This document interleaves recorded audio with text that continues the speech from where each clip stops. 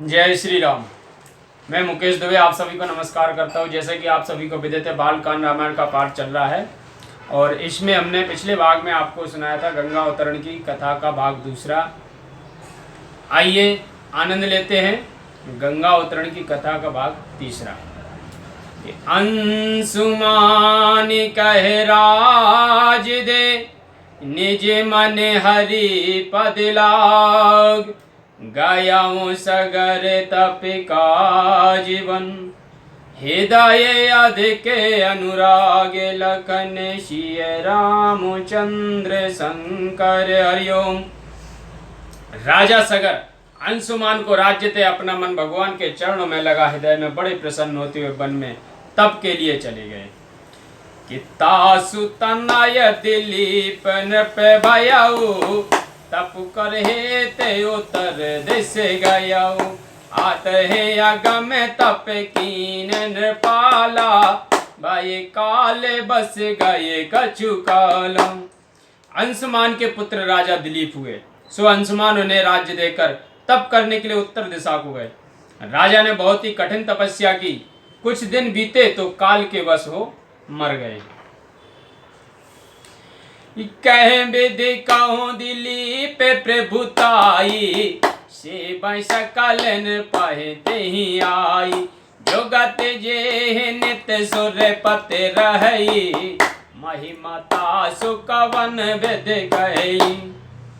दिलीप की प्रभुता बड़ाई किस भांति कहूँ, जिसकी सब राजा आकर सेवा करते थे, जिनका मुख इंद्र कर इंद्र देखता रहता था, इनकी बड़ाई को कौन कभी कह सकता है। कि भागीरथ यस सुते भय जासु, पितु समनीत यदिक और तासु, तिनय बोलन पे दीन राजू, आप चले उठ तप के काजू। जिसके भगीरथ नाम के पुत्र हुए, जिनके हृदय में पिता के समान बहुत नीति हुई, उन्होंने भगीरथ को बुलाकर राज दिया और आप उठकर तप के लिए चले गए। कि मन मह करत पंथे अनुमाना, सुर सरियावत जो न तो प्राणा, अंशुमान सम तन पर हरऊं, फिर निज नगर नाम नहीं लेऊं, यह विधि करत विचार भुआला, जाय कीन तप परम विशाला। मार्ग में चलते मन में विचार करते जाते थे कि या तो गंगा जी आएंगी, नहीं तो प्राण छोड़ दूंगा। अंशुमान के समान अपना प्राण छोड़कर फिर नगर का नाम नहीं लूंगा। इस प्रकार विचार कर राजा ने आकर बहुत कठिन तप किया। कि राम करत विचार भुआल, जाय कीन बन प्रबल तप, राम बीते कछु एक काल, देह तजी को प्रकट नहीं। राजा ने विचार करते करते वन में जा बड़ा कठिन तप किया। तप करते करते कुछ काल बीतने पर देह छोड़ दी, परंतु गंगा जी प्रकट नहीं हुई। कि सुर सर लागे तजे तन भूपा, सो तज मूण पीवहि जल कूपा, यहाँ भगीरथ मन यस भयऊ, पितु नयायऊ दिन चल गयऊ। राजा दिलीप ने गंगा जी के लिए अपना शरीर छोड़ दिया, इसलिए उन गंगा के जल को छोड़ जो कुएं का पानी पीते हुए मूर्ख हैं। यहाँ भगीरथ के मन में ऐसा विचार हुआ कि पिता को बहुत दिन हुए और आए नहीं। कि काकुतास्त नाम तासु सुत भयऊ, दीन राजनीत बहु कहू, कहे सब पूर्व कथा सुत पाही, दिन आशीष चले वो बन माही। उन्होंने अपने काकुतस नामक पुत्र को राज्य दे बहुत सी नीति सिखाई। फिर राजा पुत्र को पूर्वजों के भस्म होने और गंगा जी के आगमन से उद्धार होने की सब पहले की कथा का आशीर्वाद देकर वन को चले गए। कि निकसत नगर सगुन बल पाए, अतिन बेड़ बन तहन पुआए, देख भगीरथ मन अति भावा, सुर सरिये तो तपहि मन लावा। नगर से निकलते अच्छे सगुन मिले और जहाँ बड़ा घना वन था वहाँ राजा आए। उस वन को देखते ही भगीरथ के मन में बहुत अच्छा लगा। वहाँ गंगा जी के लिए तप में मन लगाया। एक चरण दो भुजा उठाए, रवि सन्मुख चित वह मन लाए। बरस सहस बीते यह भांति, जाते न जानहि दिन अरो राति।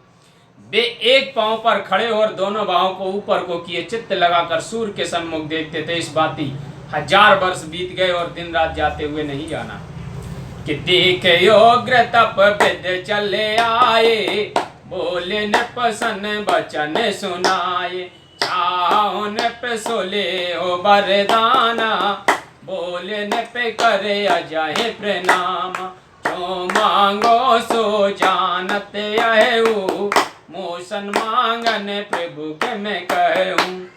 उनकी कठिन तपस्या को देखकर ब्रह्मा चले आए और राजा से यह सुंदर वचन बोले, हे राजा, जो चाहो वह वरदान लो। तब राजा ब्रह्मा को प्रणाम कर बोले, हे स्वामी, जो मांगना चाहता हूँ सो आप जानते ही हो, मुझसे मांगने को क्यों पूछते हो। कि रामा तदपि कहो प्रभु दे, बरसो बेसंतत व्रत करे। रामा दूसर कराओ सने, गंगाया वहीं अवनि परे। हे स्वामी, तो भी कहता हूँ कि सुंदर संतान बढ़ाने वाला वर दो और दूसरी कृपा यह करो कि गंगा जी पृथ्वी तल पर आए।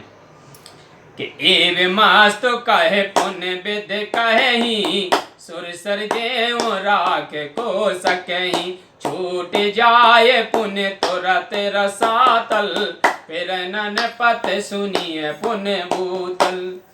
एव मस्त ऐसा ही हो। यह कहकर फिर ब्रह्मा जी बोले कि गंगा जी को दे दूंगा, परंतु उन्हें कौन रख सकता है। हे राजन सुनिए, वे छूटकर शीघ्र ही पाताल को चली जाएंगी, फिर पृथ्वी पर नहीं लौटेंगी। ते कहूँ एक तो है उपाही, अति दयालु शंकर मन माही। सोए सके राख देव सर आजू, ताहे जपे तब होए यही काजू। इसलिए तुम्हें एक उपाय बतलाता हूँ कि महादेव जी मन में बड़ी दया करने वाले हैं। वे ही गंगा जी को रख सकते हैं। उन्हीं का जप करने से तुम्हारा कार्य सिद्ध होगा। अस कहे विद्यंतर हित भयऊ, बहुर भगीरथ से तप ढयऊ। देवो देवार से अंगोष्ठ धारा, बार बार शिव नाम उचारो। ऐसा कहकर ब्रह्मा जी अंतर्धान हुए। फिर भगीरथ महादेव जी की तपस्या करने लगे। देवताओं के वर्ष से वर्ष भर अंगूठे के सहारे खड़े हो बारंबार श्री शिव जी का नाम उच्चारण करने लगे।